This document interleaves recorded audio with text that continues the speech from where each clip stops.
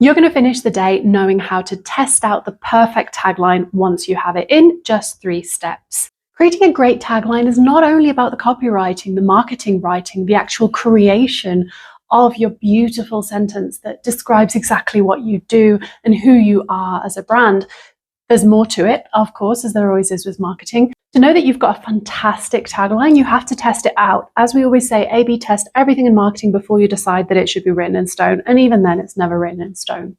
So how can you do that? Let's say you've got a tagline idea, you think it's really good, but you've got nobody to bounce it off of. You can start with your friends, your co-workers, and start seeing how they feel about it, getting their feedback. But bear in mind that they're not your ideal client. They probably won't buy from you. So the people that you want to be testing it out on are your audience.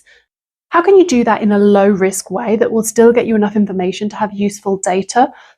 Start stating it in your sales pitches with prospects, with some of your clients. When you're on client calls, start using that phrase and see how it feels. Just to say it. You're not even looking for feedback. How does it fit in your vernacular? How does it fit within your tone and your style of speech?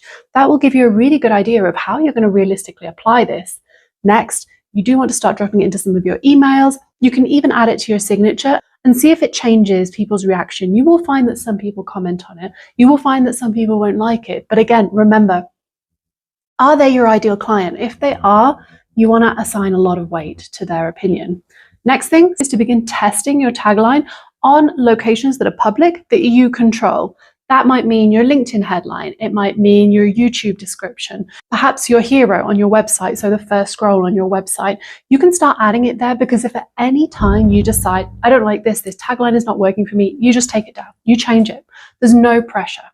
To measure whether that's been effective for you or not, look at your website data, look at the traffic to your website. Are people staying on your homepage longer since you added that new tagline? Has it changed perhaps how people click around your website? You can use a tool like Hotjar to check whether people are clicking on it. You'd be surprised what people click on that's not clickable, but it gives you an idea of how interested people are. Then begin asking. Begin asking outright your existing clients, the ones that you really like, the ones that you would like to attract more of. What do you think of this? What does this mean for you?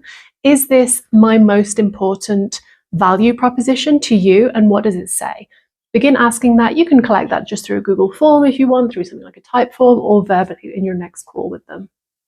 Now, lastly, once you're sure that this is a really good tagline and you're happy with it, you're proud of it, and it can go out into the world, do just that. Begin using it on platforms that you don't control. That means in podcasts, in press interviews, when you might be guest posting, any kind of media that might live somewhere besides a platform that you control, besides your own website, your own social media, start using it there. That's when you're going to get the real data, because you're going to be reaching out way beyond your existing circles. And that's how you're going to be able to tell whether this was a good tagline, whether you should run with it.